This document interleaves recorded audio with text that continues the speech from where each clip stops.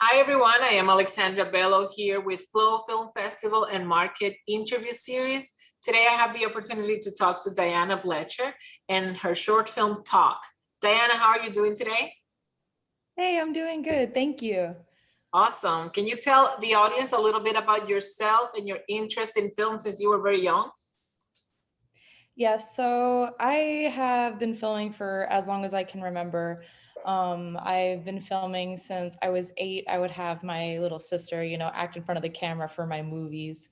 Originally, I had wanted to be an actress, but I quickly learned that wasn't in the cards for me because being behind the camera and storytelling is, really what makes me so happy to do. And I realized in high school that this was the career that I wanted to pursue.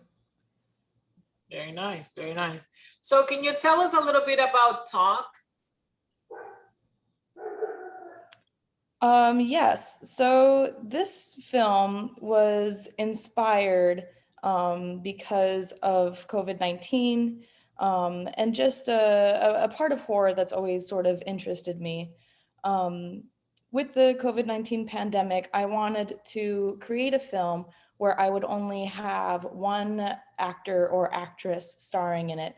And I wanted it to be in a confined space. So this way, I can really test my creative abilities and develop a story that people could engage with without ever leaving this apartment. And I think I captured that really well. Another thing that I wanted to focus on was a fear that we've always grown up with around the house is, being a home alone and the monster under the bed. And what is this sort of monster and how this could be portrayed? And what would you do in a situation where you can never really escape this monster?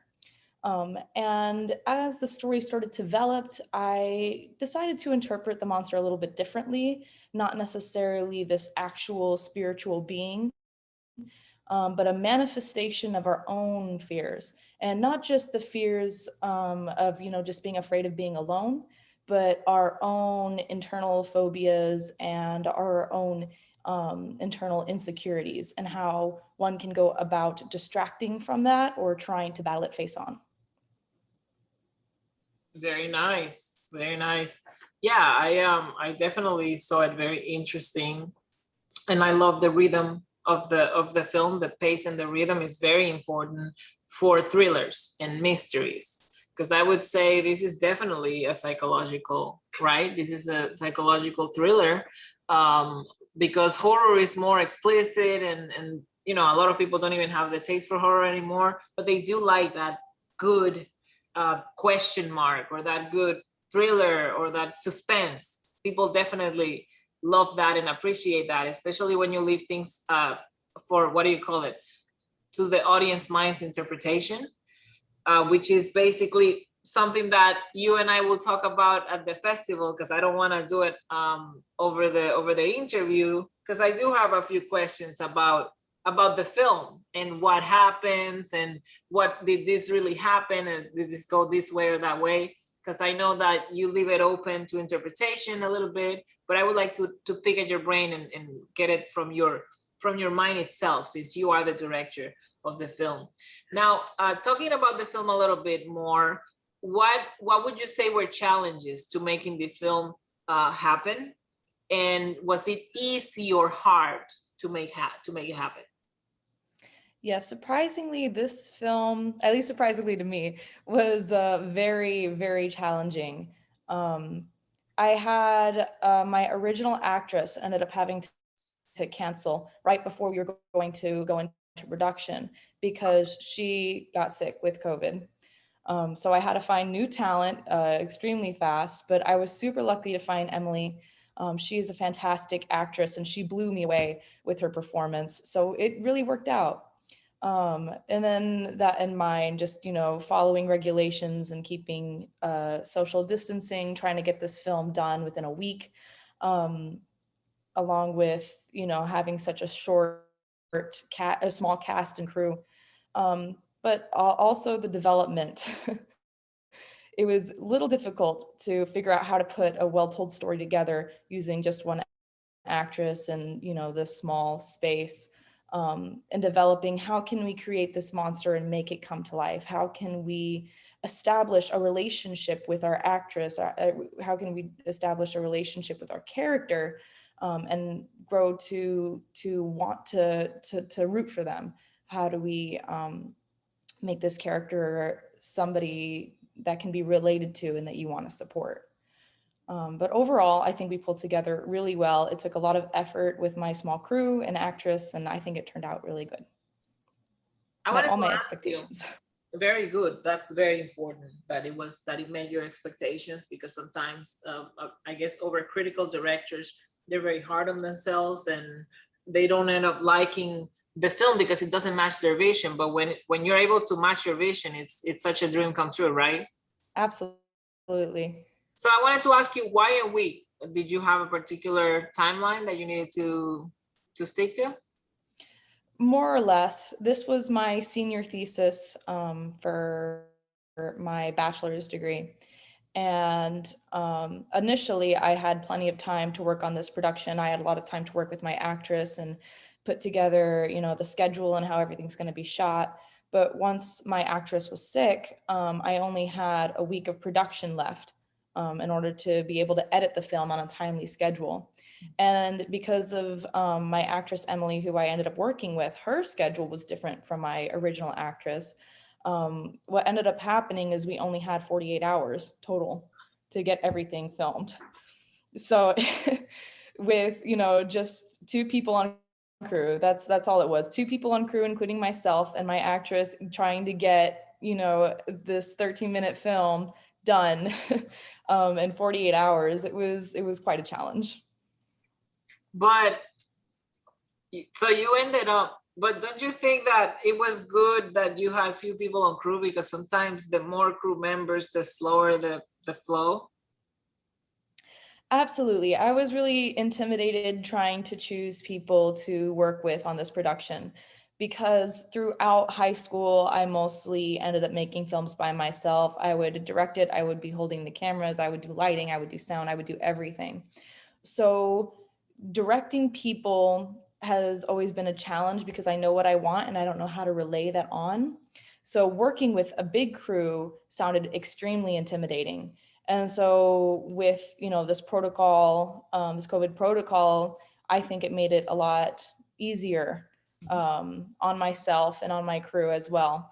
Because with only 1 or 2 people working with you, you can just kind of take a break, relax, take a breath, and articulate exactly how you want things to go. So yes, we all worked really well together, and we got everything that we needed to get done. So. Yeah, and you know what? I guess with COVID, and I want to congratulate you for putting something together during COVID and finalizing it and putting it out there in the world, because a lot of people took that time to just chill out and not get anything done. So congratulations on that.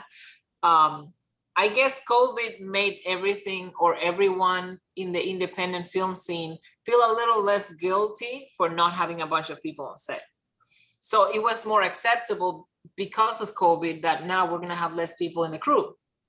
So I guess, the independent filmmakers have been doing it for years, but everybody always looks down on them because it's like, oh, you only have 3 people or 4 or 5. And what are you doing with that? That's not a professional film set. But now it's like, look, I made it happen with 2, 3, 4 people on set, and we were following guidelines, and everybody was able to see that you can make it happen. And that's important. And you're right about having a lot of people on set, and I have experienced this myself, where you have more people coming to set with their own minds and their own mindsets and their own ideas and their own perspectives. So now you have to communicate with more people in a different language because everybody understands things a little differently. So it's not necessarily the way you communicate things, it's who you're talking to that you have to pay attention how to say something so this person understands it. And this person, I need to say it differently so this other person understands it. And now everybody can be on the same page. Exactly. So it's definitely a challenge.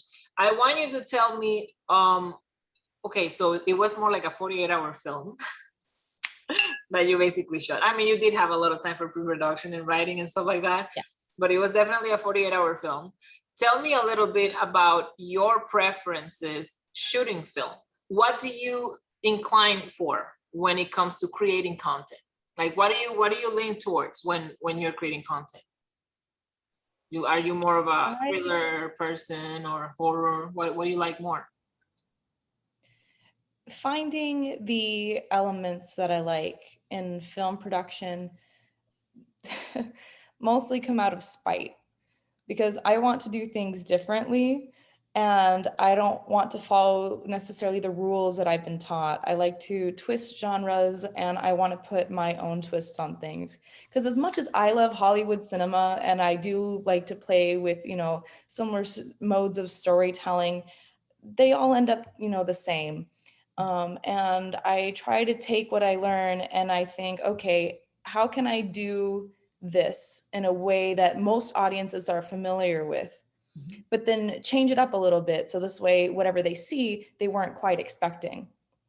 And that was one of the reasons why, as you'll see in the film, that I keep the end loose and for your own interpretations. Yes, very good.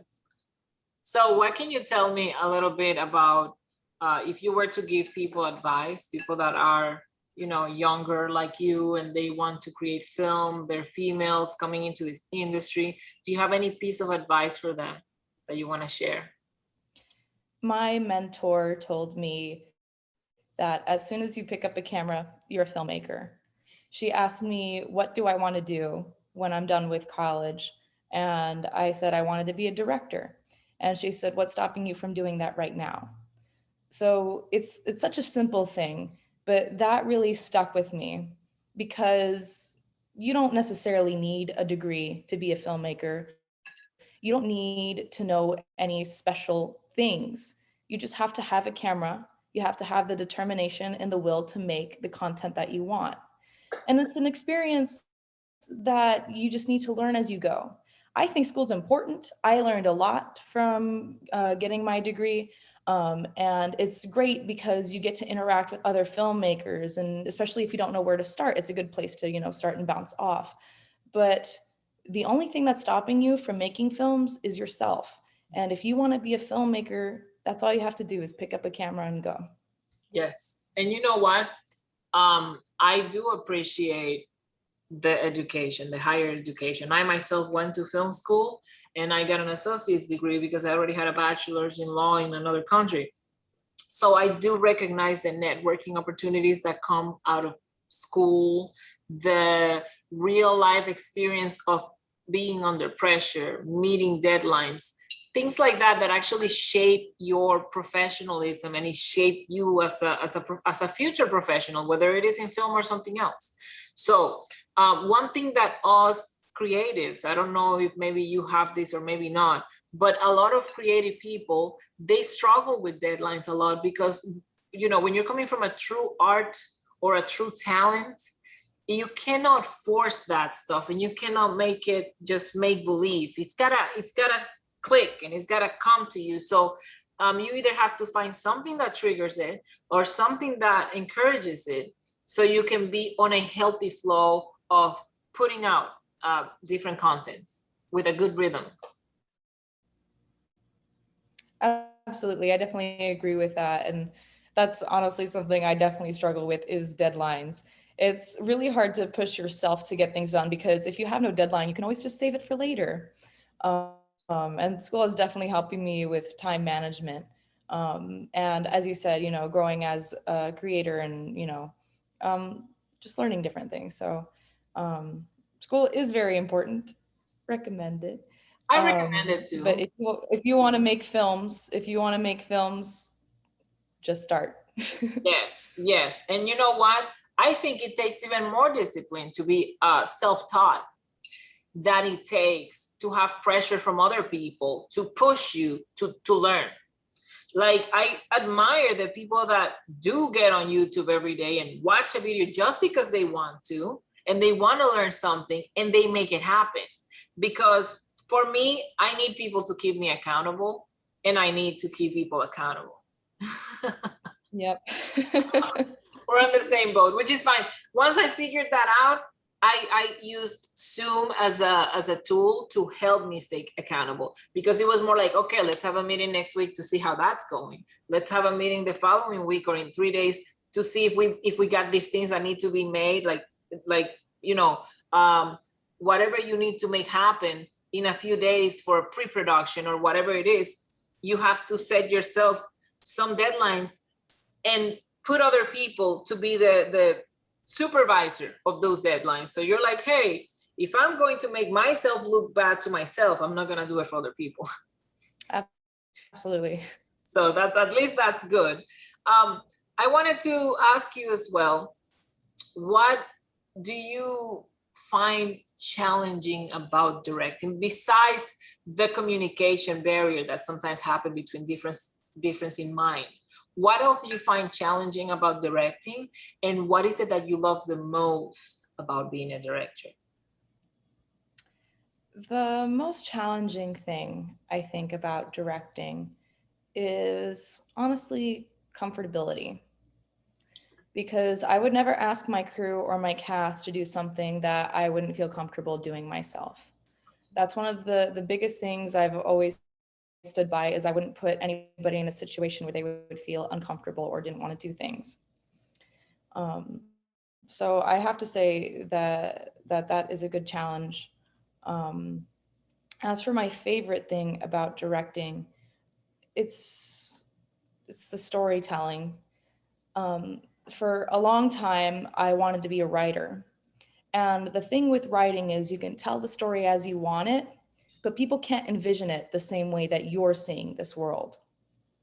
And then I thought, okay, well, I want people to see the same thing as I do. So maybe I'll become an artist and I'll paint or I'll draw. And then what comes with there is people can see what you see, but the story that they get from it, they interpret differently. So being a director, you get the opportunity to tell the stories just as you envision it and just how you see it. And people can interpret it the same.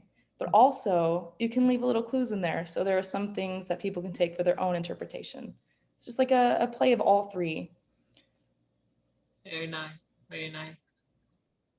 So is there anything else that you would like to share with the audience about yourself, about your career, or about the film?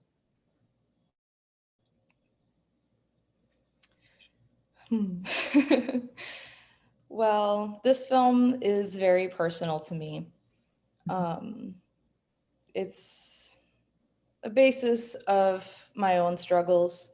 It's a basis of, trying to rely on other people or relying on yourself, especially during this challenging time. It's a part of me, really.